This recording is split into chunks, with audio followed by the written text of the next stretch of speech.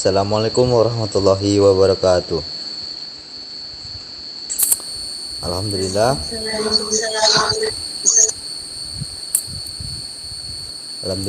Alhamdulillahirabbil alamin. Assalatu wassalamu ala asrofil anbiya'i wal mursalin wa ala alihi washabihi rasulillah ajmain.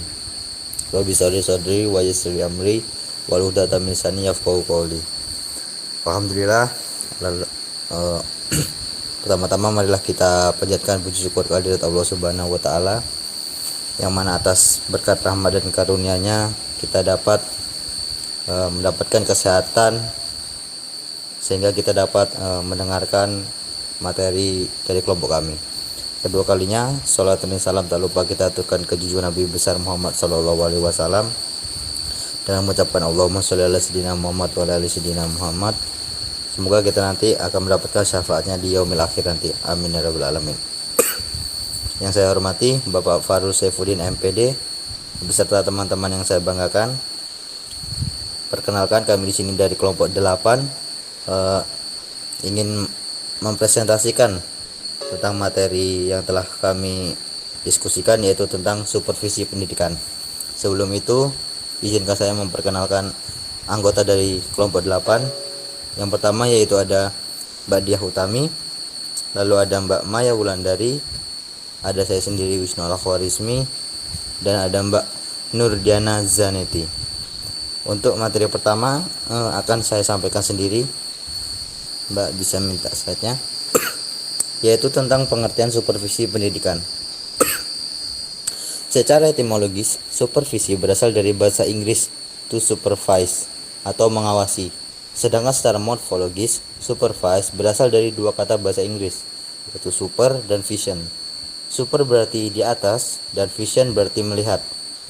Good Carter memberi pengertian supervisi adalah usaha dari petugas-petugas sekolah dalam memimpin guru-guru dan petugas lainnya dalam memperbaiki pengajaran, termasuk menstimulir, menyeleksi pertumbuhan jabatan dan perkembangan guru-guru, serta merevisi tujuan-tujuan pendidikan, bahan-bahan pengajaran dan metode pengajaran, serta evaluasi pengajaran. Supervisi pendidikan adalah pembinaan yang berupa bimbingan atau tuntunan ke arah perbaikan situasi pendidikan pada umumnya dan peningkatan mutu pengajar dan belajar pada khususnya. Lanjut. Lalu ada macam-macam bentuk supervisi pendidikan. Yang pertama, ada supervisi akademik. Supervisi akademik yaitu supervisi yang menitik beratkan pengamatan supervisor pada masalah-masalah akademik, yaitu hal-hal yang berlangsung berada dalam lingkungan kegiatan pembelajaran pada waktu siswa sedang dalam proses mempelajari sesuatu. Yang kedua ada supervisi administrasi. Menitik beratkan pengamatan supervisor pada aspek-aspek administrasi yang berfungsi sebagai pendukung dan pelancar terlaksananya pembelajaran. Lalu yang ketiga, supervisi lembaga. Menyebarkan objek pengamatan supervisor pada aspek-aspek yang berada di sekolah. Supervisi ini dimaksudkan untuk meningkatkan nama baik sekolah atau kinerja sekolah secara keseluruhan, misalnya ruang UKS, unit kesehatan sekolah, dan perpustakaan, dan lain-lainnya. Lalu untuk materi selanjutnya akan disampaikan oleh rekan saya, yaitu Mbak Diah Ayuning Tias. Pada Mbak Diah kami persilakan.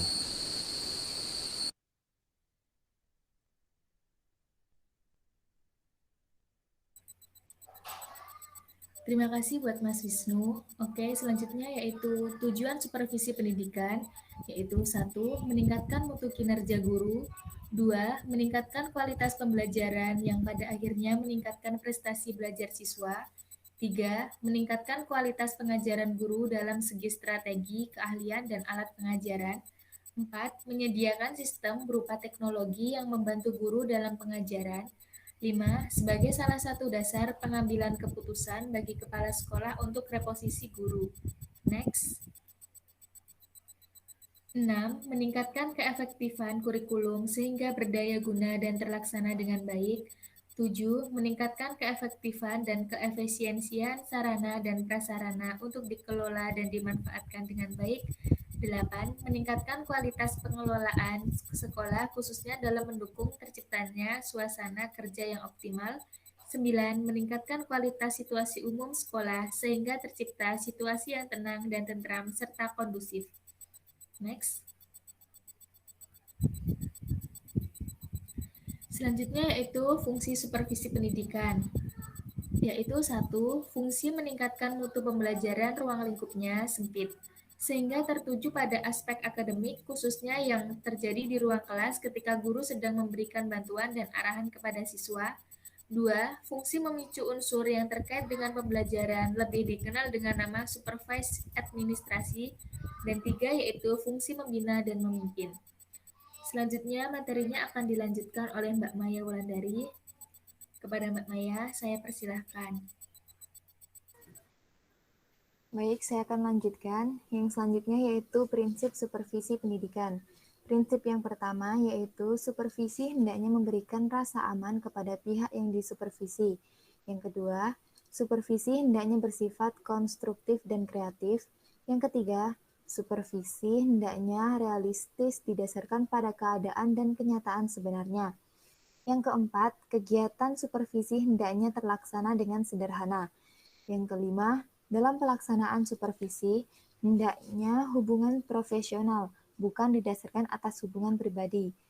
Yang keenam, supervisi hendaknya didasarkan pada kemampuan, kesanggupan, kondisi, dan sikap pihak yang disupervisi. Yang ketujuh, supervisi harus menolong guru agar senantiasa tumbuh sendiri, tidak bergantung pada kepala sekolah.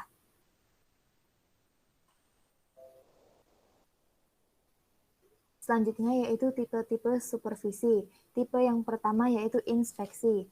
Tipe ini biasanya terjadi dalam administrasi dan model kepemimpinan yang otokratis, mengutamakan pada upaya mencari kesalahan orang lain, bertindak sebagai inspektur yang bertugas mengawasi pekerjaan guru. Tipe yang kedua yaitu tipe laissez-faire. Tipe ini kebalikan dari tipe sebelumnya. Kalau dalam supervisi inspeksi, bawahan diawasi secara ketat dan harus menurut perintah atasan. Pada supervisi laissez-faire, para pegawai dibiarkan saja bekerja sehendaknya tanpa diberi petunjuk yang benar. Misalnya, guru boleh mengajar sebagaimana yang mereka inginkan, baik mengembangkan materi, pemilihan metode, ataupun alat pelajaran. Tipe yang tiga yaitu tipe korsif. Tipe ini tidak jauh berbeda dengan tipe inspeksi, sifatnya memaksakan kehendak apa yang diperkirakannya sebagai sesuatu yang baik meskipun tidak cocok dengan kondisi atau kemampuan pihak yang disupervisi. Tetap saja dipaksakan berlakunya. Tipe yang keempat yaitu tipe training and guidance. Tipe ini diartikan sebagai memberikan latihan dan bimbingan. Hal yang positif dari supervisi ini yaitu guru dan staf tata usaha selalu mendapatkan latihan dan bimbingan dari kepala sekolah. Sedangkan dari sisi negatifnya, kurang adanya kepercayaan pada guru dan karyawan bahwa mereka mampu mengembangkan diri tanpa selalu diawasi, dilatih, dan dibimbing oleh atasannya. Tipe yang terakhir yaitu tipe demokratis.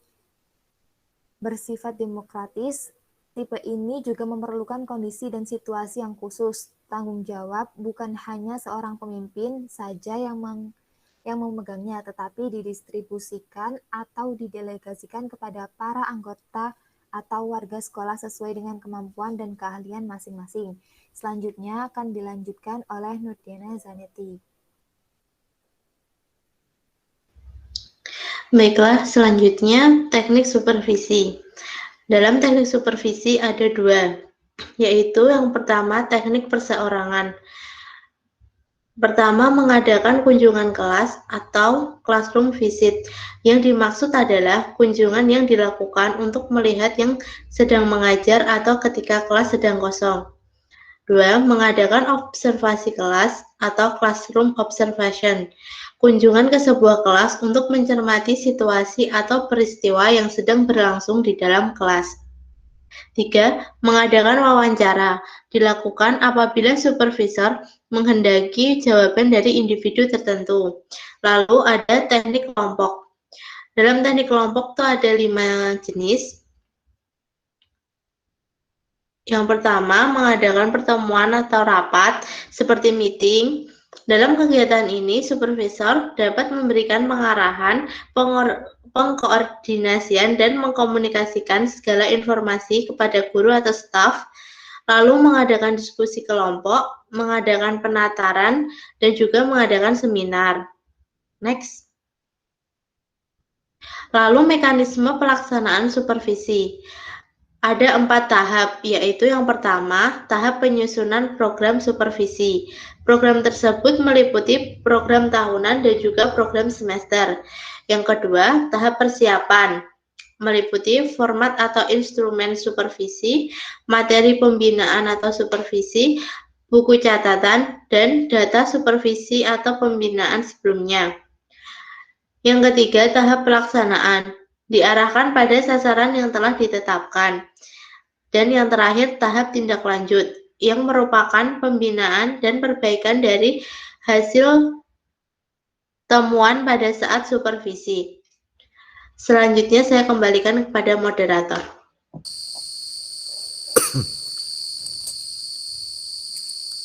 Baik, terima kasih Mbak Dina. Untuk yang terakhir yaitu kesimpulan.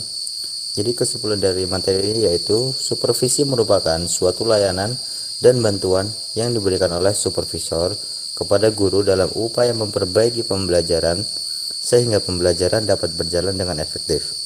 Tujuan utama supervisi adalah memperbaiki pengajaran.